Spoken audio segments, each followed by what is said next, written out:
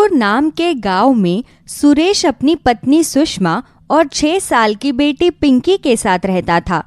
सुरेश का गांव में सब्जियों का अपना एक छोटा सा खेत था। उसके खेत में जो थोड़ी बहुत सब्जियां उगती थी वो उन्हें ही बाजार में बेचकर जैसे तैसे अपने घर का खर्चा चलाया करता था। लेकिन कभी कभी तो उसकी कमाई इतनी कम होती थी कि वो ठीक से 2 वक्त का खाना भी नहीं खा पाते थे। पिंकी, मैंने पिछले हफ्ते ही तुम्हारे घर पर फीस के लिए फोन किया था, लेकिन तुम्हारे घर वाले तो तुम्हारी फीस भरने का नाम ही नहीं ले रहे हैं। प्रिंसिपल मैम ने कहा है कि अब वो तुम्हें बिना फीस के स्कूल में पढ़ने नहीं दे सकती, इसलिए तुम्हें कल से स्कूल आने की कोई जरूरत नहीं है। आई एम सॉरी टीचर जी, लेकिन माँ ने कहा था कि वो इस महीने मेरी फीस भर देंगी। प्लीज आप मुझे स्कूल से मत निकालिए, प्लीज। देखो पिंकी, ये मेरा नहीं बल्कि प्रिंसिपल मैम का डिसीजन है और मैं उनके डिसीजन में कोई दखल नहीं दे सकती। तुम बस आज स्कूल में पढ़ लो, उसके बाद कल से तुम्हें स्कूल में एंट्री नहीं मिलेगी। इतना कहकर टीचर वहां से चली जाती है। लेकिन टीचर की बातें सुनकर पिंकी बहुत परेशान हो जाती है। अरे पिंकी, जब तुम्हारे मम्मी पापा के पास तुम्हें पढ़ाने के पैसे नहीं है तो तुम स्कूल में आती ही क्यों हो? हर महीने टीचर सबके सामने तुम्हें फीस के लिए टोकती है।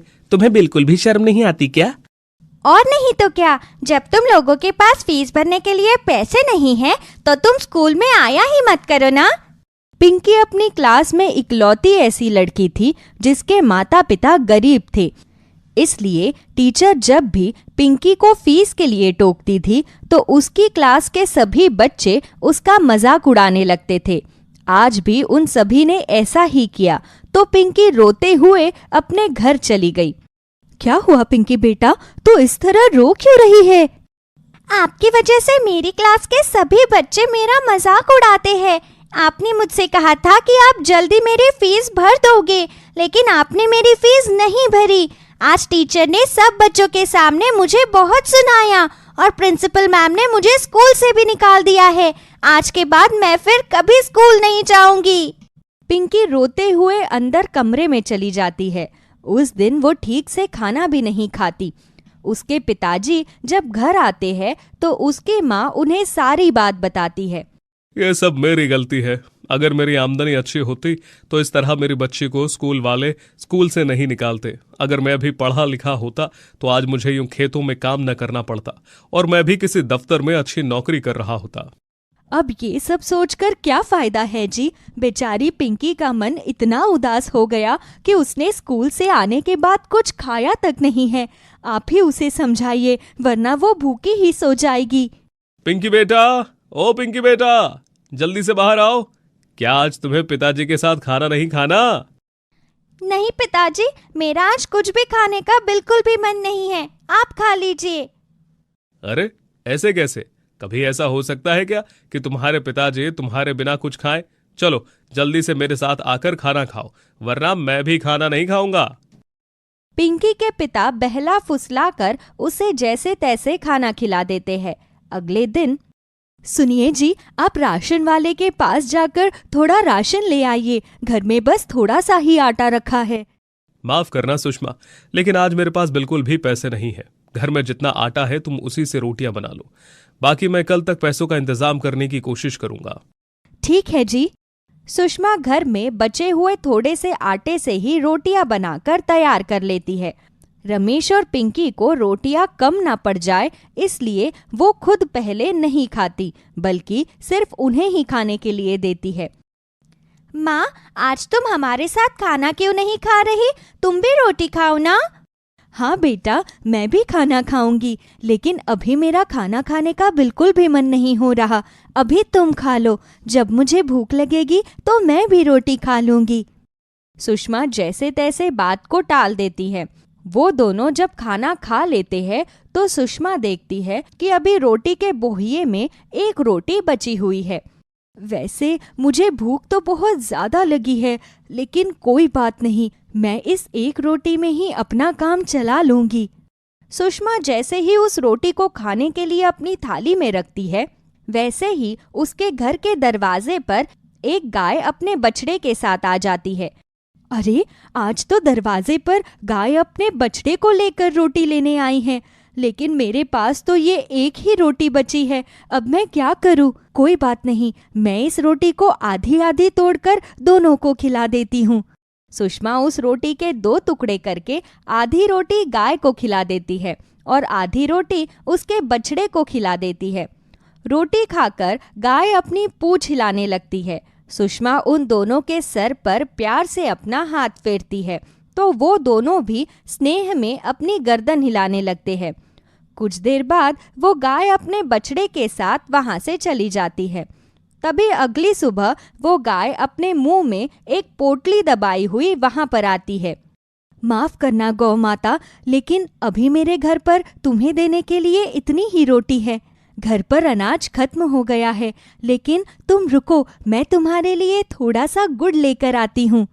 सुषमा जैसे ही उसके लिए गुड़ लेकर आती है तो वो गाय उस पोटली को सुषमा के हाथ पर रख देती है और गुड़ खाकर वहां से चली जाती है। अरे, इस पोटली के अंदर क्या है? जरा खोल कर देखती हूँ।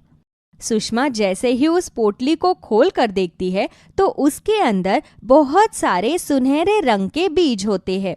अरे, इसके अंदर तो किसी सब्जी के बीज है, लेकिन मैंने तो आज के पहले कभी भी ऐसे रंग के बीज नहीं देखे। कोई बात नहीं, मैं इन बीजों को अपने आंगन में बो देती हूँ। क्या पता गौ माता द्वारा दिए गए ये सुनहरे बीज हमारी सभी परेशानियों को हल कर दे। सुषमा उन सुनहरे बीजों को अपने आंगन में बो देती है। वो उन्हें पानी देकर अपने काम में लग जाती है।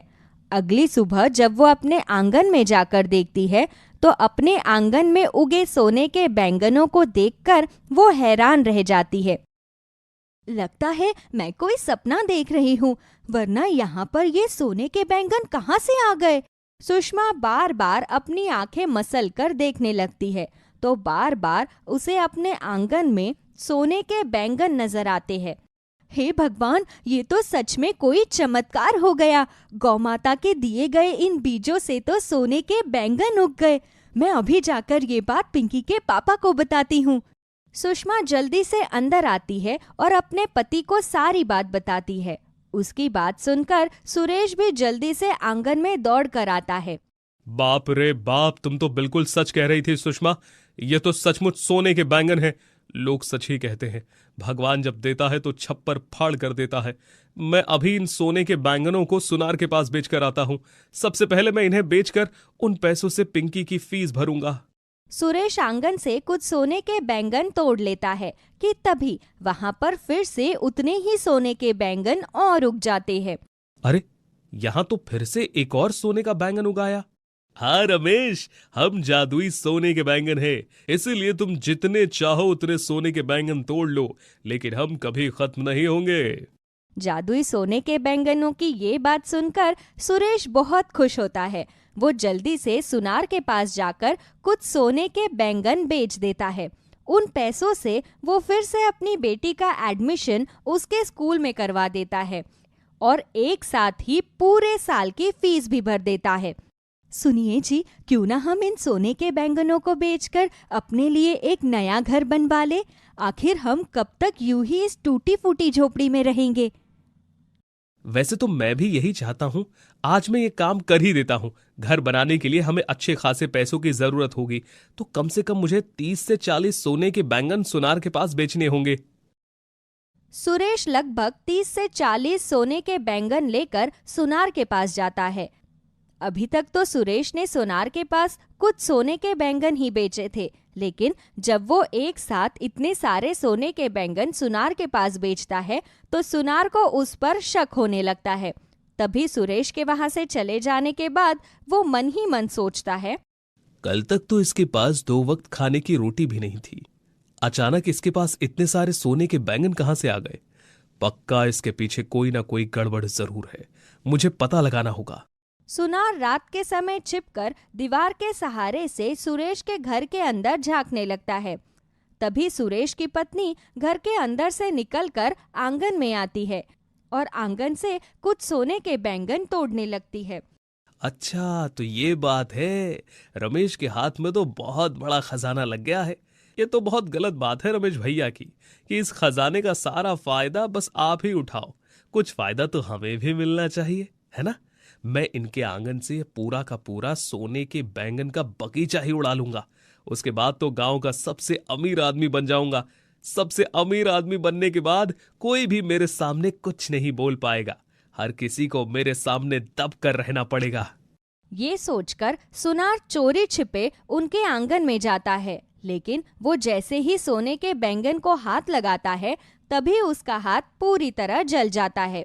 बाप रे बाप, ऐसा क्या था इस सोने के बैंगन में जो इसने मेरा पूरा हाथ ही जला दिया? तुम्हें क्या लगा कि मैं इतनी आसानी से तुम्हें खुद को तोड़ने दूंगा? कोई भी लालची और बुरा इंसान मुझे छू नहीं सकता। मुझे छूते ही उसकी त्वचा जलने लगेगी, इसीलिए तुम मुझसे दूर रहो। अरे ऐसे कैसे मैं तुमसे दूर रहूं? तुम रमेश को ही सब फायदा दे रहे हो, मुझे भी ये सोने के बैंगन चाहिए। तुम इस लायक नहीं हो। अभी तक तो मैं तुम्हें प्यार से समझा रहा हूं, यहां से चले जाओ, वरना मुझे तुम्हें यहां से भगाने के और भी तरीके पता है। जादुई सोने के बैंगन के बार बार समझाने पर भी सुनार उसकी बात नहीं मानता। वो बार बार उन्हें तोड़ने की कोशिश करता है।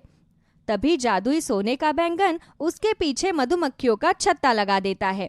मधुमक्खियों को आते देखकर सुनार दुम दबाकर वहां से भाग जाता है। अपना घर बनाने के साथ साथ रमेश अब जादुई सोने के बैंगनों को बेचकर गांव वालों के लिए मुफ्त स्कूल और मुफ्त अस्पताल की सुविधा भी करता है, जिससे जादुई सोने के बैंगन हमेशा उससे खुश रहते हैं।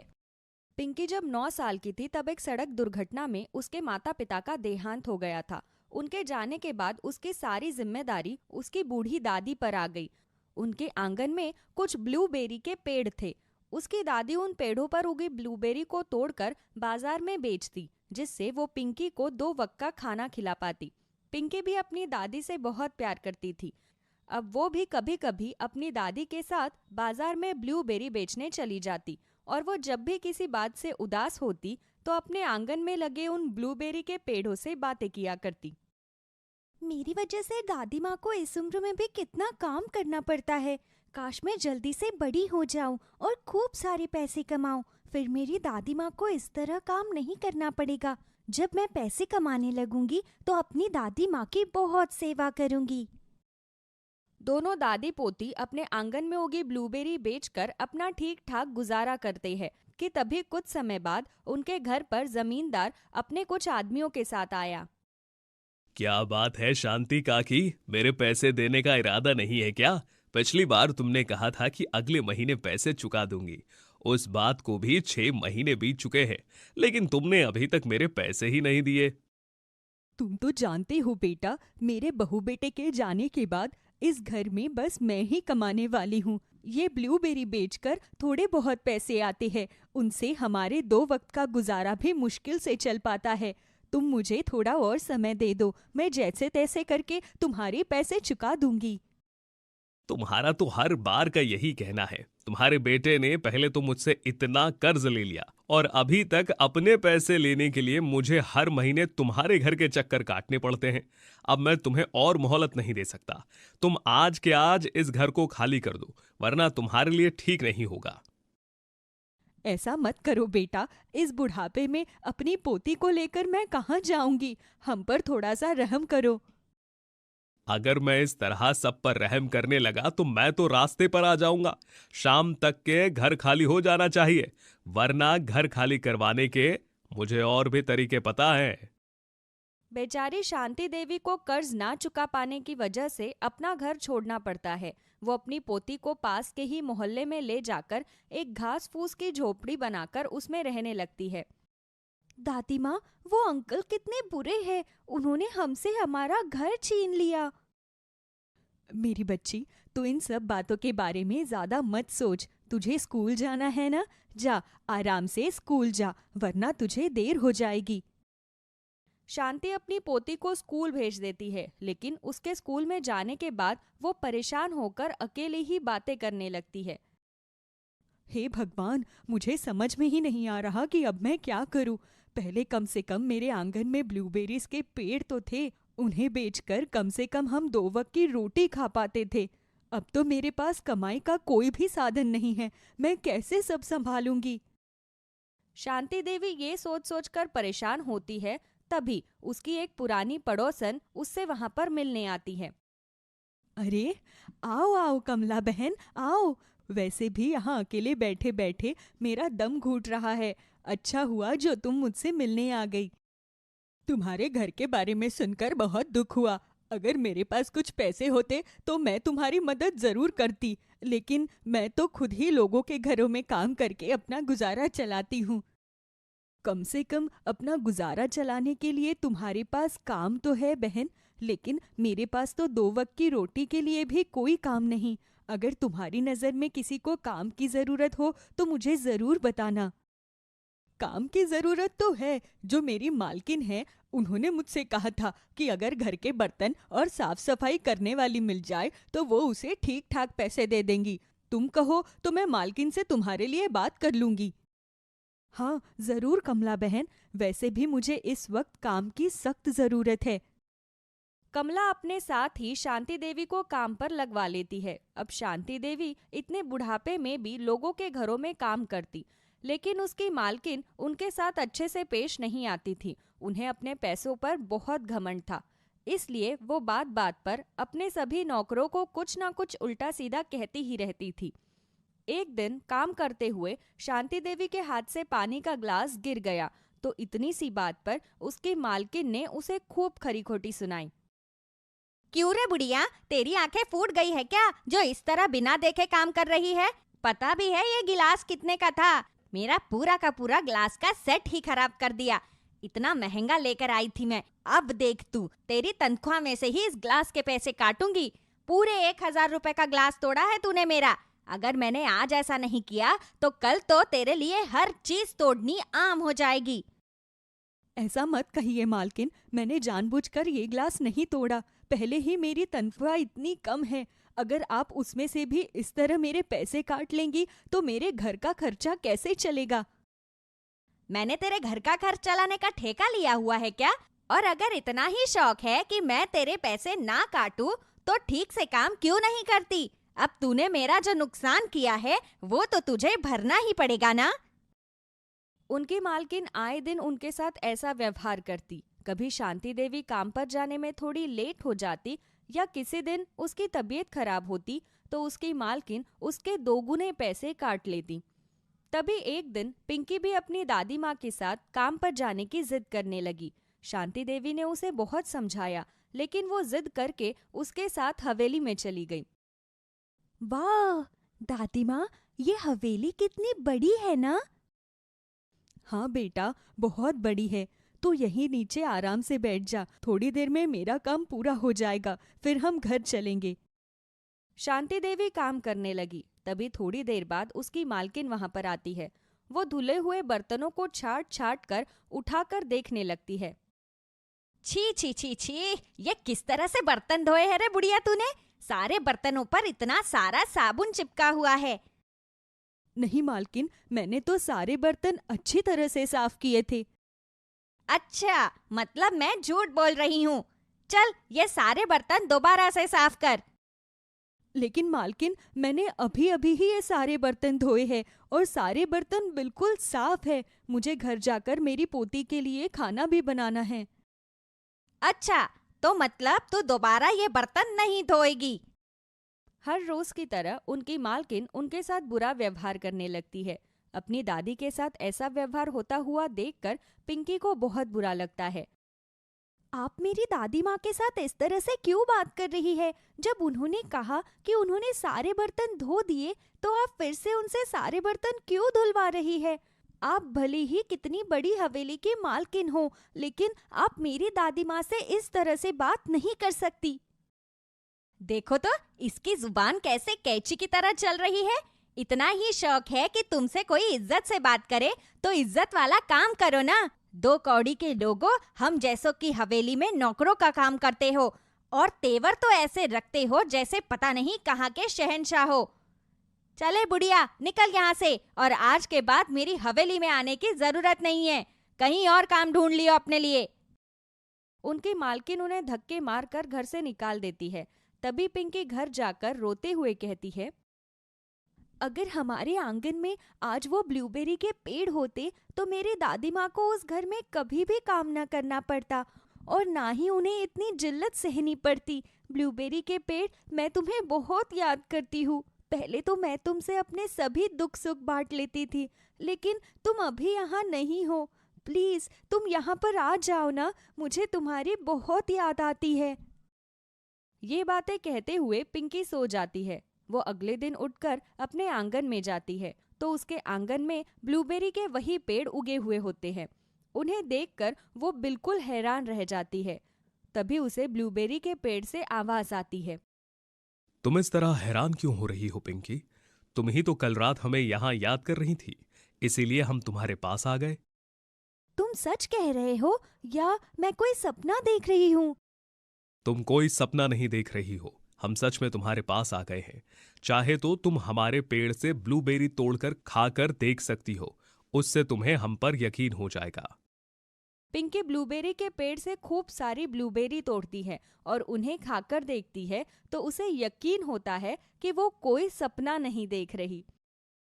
ब्लूबेरी के पेड़, जब मैंने तुम्हें याद किया तो तुम मेरे पास आ गए, लेकिन इतने दिनों में क्या तुम्हें मेरी याद नहीं आई? अगर तुम मेरे पास आ ही सकते थे तो पहले ही क्यों नहीं मेरे पास आ गए? तुम्हारी बात बिल्कुल ठीक है, लेकिन जब तक कोई हमें दिल से नहीं पुकारता तब तक हम खुद उसके पास नहीं जा सकते। मैं जानता हूं कि इस समय तुम बहुत ज्यादा परेशानी में हो, इसीलिए मैं तुम्हारी मदद करूंगा। ये सभी ब्लूबेरी के पौधे जादुई हैं। तुम इनसे जितनी मर्जी ब्लूबेरी तोड़ो, उन पर उगी ब्लूबेरी कभी खत्म नहीं होगी। तुम इन ब्लूबेरीज को बाजार में बेचकर खूब अच्छे पैसे कमा सकती हो। मैं अभी तुम्हें ढेर सारी ब्लूबेरीज देता हूं। जादुई ब्लूबेरी का पेड़ पिंकी को खूब सारी टोकरियां भरकर ब्लूबेरी देता है। पिंकी ये सारी बात जाकर अपनी दादी माँ को बताती है। उसकी दादी और वो मिलकर बाजार में जाकर सारी ब्लूबेरीज बेच देती है, जिससे उनकी अच्छी खासी कमाई हो जाती है। अब पिंकी की दादी ब्लूबेरी के पेड़ से हर रोज ब्लूबेरी मांगती और उन्हें बाजार में जाकर बेच देती। कुछ ही महीनों में ढेर सारी ब्लूबेरीज बेचकर उसकी दादी ने ढेर सारे पैसे कमा लिए। ऐसे ही साल बीतते गए। पिंकी भी अब बड़ी हो गई है। अब दादी माँ की जगह वो बाजार में ब्लूबेरीज बेचने जाने लगी। उनके पास ब्लूबेरीज की इतनी भरामार थी कि शहर का हर व्यापारी उनसे ही ब्लूबेरी खरीदता था। ब्लूबेरी बेचकर दोनों दादी पोती शहर में सबसे अमीर हो गए। तभी एक दिन उनके घर पर एक औरत काम मांगने आई। जब पिंकी ने उस औरत को ध्यान से देखा तब उसे कुछ याद आया। आप तो वही है ना जिनकी हवेली में मेरी दादी माँ काम किया करती थी, लेकिन आपकी ऐसी हालत कैसे हो गई? ये सब तो बस कर्मों का खेल है बेटा। मैंने उस समय में लोगों के साथ जैसे कर्म किए, आज उन्हीं का फल मुझे मिल रहा है। मेरे पति के जाने के बाद मेरे बच्चों ने मुझे घर से निकाल दिया। अब मुझे 2 वक्त की रोटी के लिए भी लोगों के घरों में काम करना पड़ रहा है। मैंने तुम्हारे दादी माँ के साथ जो भी किया, मैं उसके लिए बहुत बहुत शर्मिंदा हूँ। हो सके तो मुझे माफ कर देना। जादुई ब्लूबेरीज की मदद से पिंकी और उसकी दादी का जीवन तो संवर जाता है, लेकिन उनकी मालकिन को अपनी किए कर्मों का फल भुगतना पड़ता है। इसलिए कहते हैं कि हमें हमेशा अच्छे कर्म करने चाहिए, क्योंकि किसी का भी वक्त बदलते हुए देर नहीं लगती।